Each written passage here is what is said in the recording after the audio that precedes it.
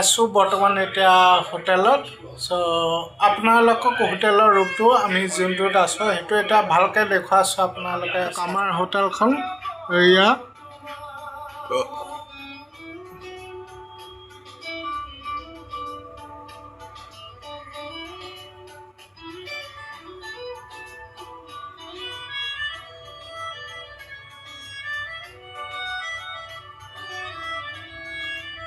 হোটেলৰ ৰুমৰ পৰা ভিউ চাওক। এইটো এয়া আছে শ্বপিং মল আৰু এয়া আছে শিলপুখুৰী অটো ষ্টেণ্ড।